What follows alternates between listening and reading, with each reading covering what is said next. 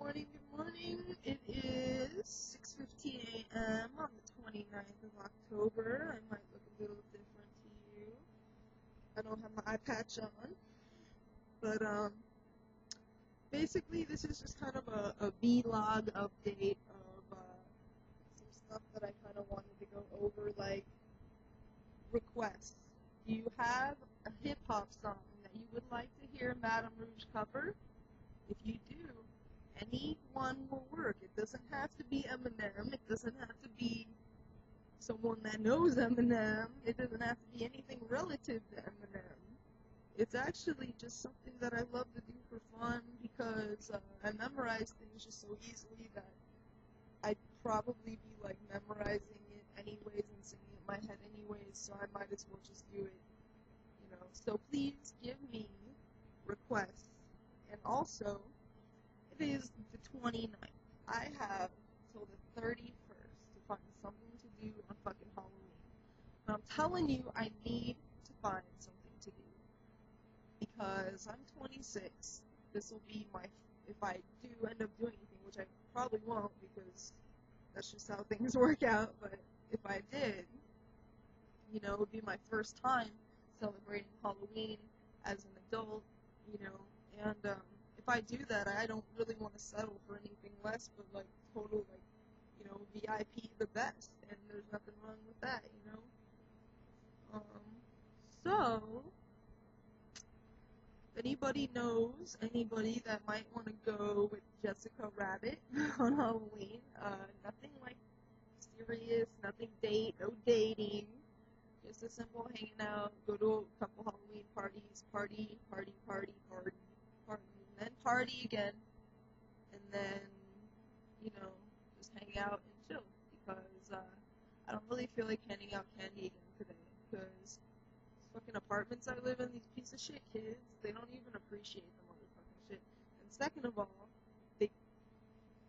they just don't get me started. They take more than they should, and then I buy like 2 bags of candy, like this big, and you know, 3 or 4 trick-or-treaters will come up, and then what am I left with? A bag of candy. Oh, poor me, right? Yeah, well, it really is, because I really am one of those girls who really do like to watch my figure, because if I don't watch my figure, nobody else will, right? One of those stupid old sayings that stay in my head, you know? And, on the tip, also, today I was speaking to an elderly man. He was probably in his late 60s, and he was talking to me about how he loves, well, he was telling me that he really liked the way that I, you know, try to keep people's spirits up, and the way that I try to be an optimist no matter what the situation may be. And, you know, it's so amazing for me to see that I can be teaching people, my elders, things and not realizing it, you know. And we're talking about a girl, me, yesterday, who didn't really see the meaning in maybe waking up today, you know.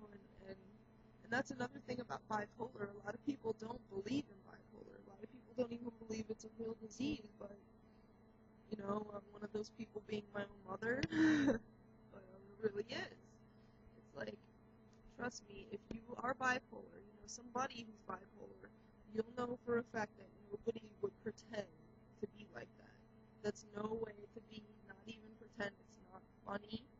And, you know, so it comes down to, like, every day is something new.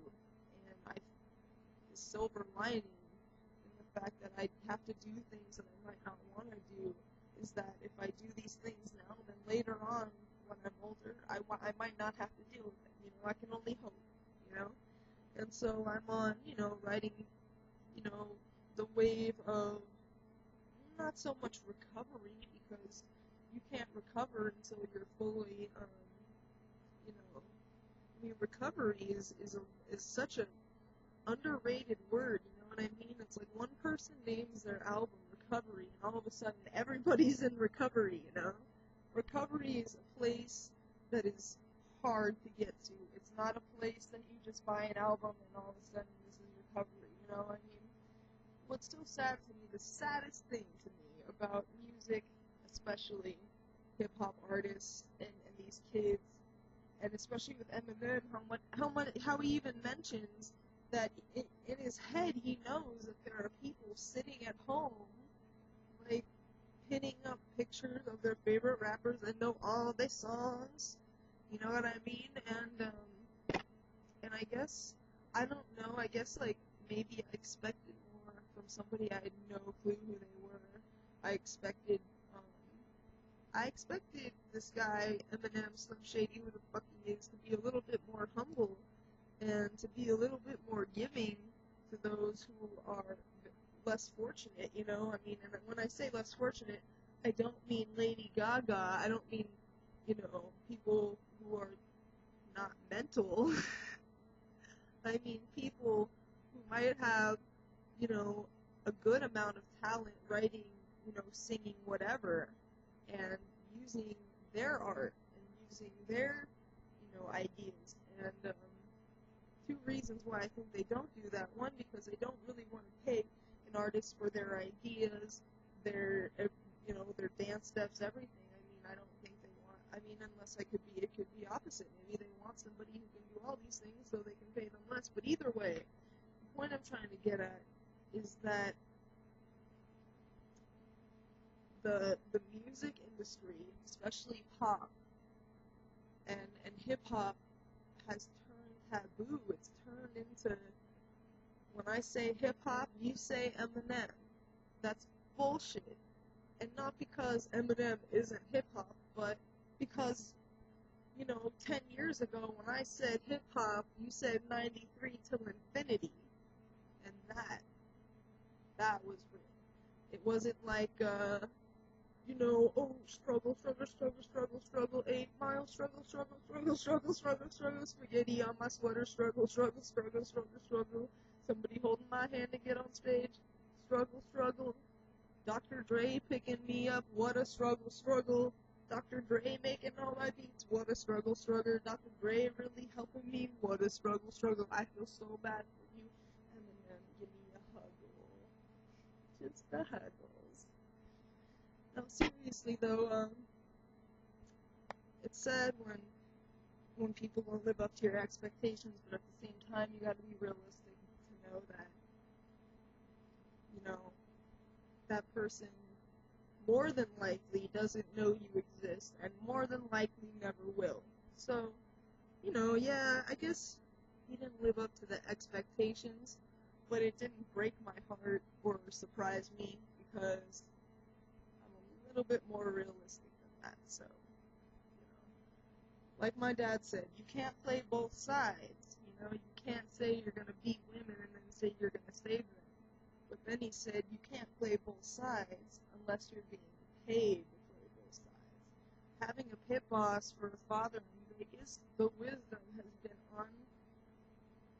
just unsurpassing, just such large amounts of wisdom, you know, like, he was trying to deal, you know, he's a pit boss, and I'm say where, but he was dealing with a customer in the high rollers room, and during this game, it's a game where the customers, you know, the people playing, they have to sit down. They have to be sitting down at all times to play this game. And basically, my dad said, you know, the guy kept standing up, and he had to keep, like, telling him, sit down, and the guy didn't have any respect for him, and basically, you know, it came down to, like, my dad got so sick of telling him to sit down that he pretty much just, like, slammed his hand. My dad slammed his hand on the table, because you gotta really treat these people at these casinos like the drunk children that they are, you know? And he slams his hand down, and he looks at him square in the eye, and he says, let's put it this way. The person that signs my paychecks wants you to sit down. You know what I mean? And just little tidbits like that, little tiny things, you know, like, that I'm just so appreciative of. And I could sit here and talk about how, yeah, I don't have a bed to sleep in, I don't have, like, you know, food, I don't have a dishwasher, I don't have things, like, everyday things, but you know what I do have is a best friend in my father, and no matter what, I will always have that. And that I wouldn't trade for nothing. Ever, ever, ever, never. So, women or girls, try to get along with daddy as much as you can, because if you don't, you might be having somebody in a strip club acting like your daddy, and you might be actually accepting that behavior because daddy never hugged you.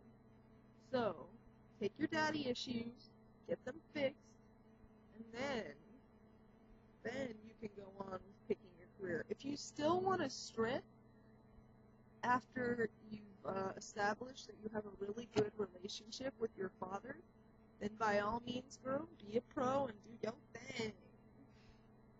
So, anyways, I'm probably not gonna be doing this like another vlog for about at least till Halloween or after. So, leave your requests. Any hip hop song in the world, I will freaking cover it. I don't care if I know it or don't know it. I'll learn it. I just think hip hop karaoke would be something fun.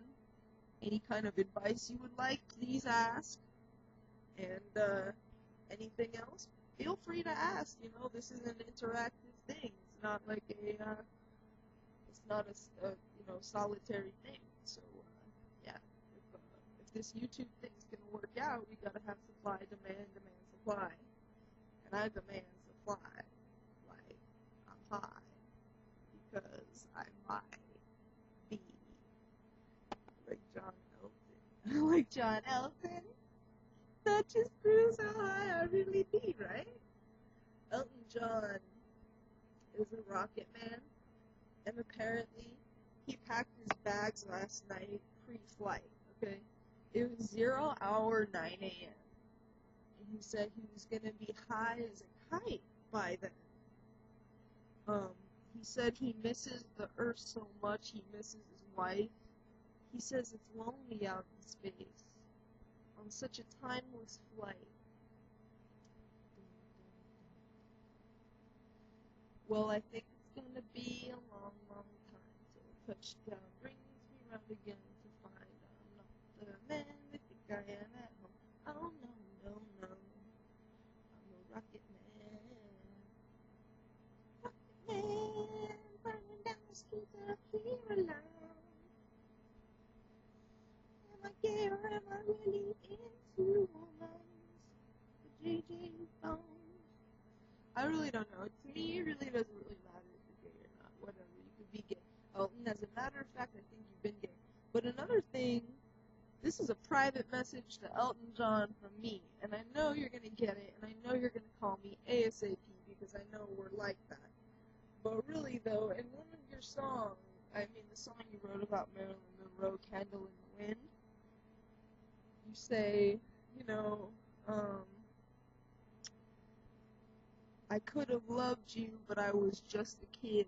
Your candle burned out long before your legend never did or ever did. I'm not sure exactly what it is, but to me, that's the way that I feel about some of the people that I look up to. And to me, it's only fair that, people give people a fair chance. It's like if you're human and I'm human, and we're both, agreeing on the same things, there's no reason why anybody should act like they're better than anybody else or above anybody else, really honestly. Anyways, I'm getting sick of my own self. Surprise, surprise, that happens a lot.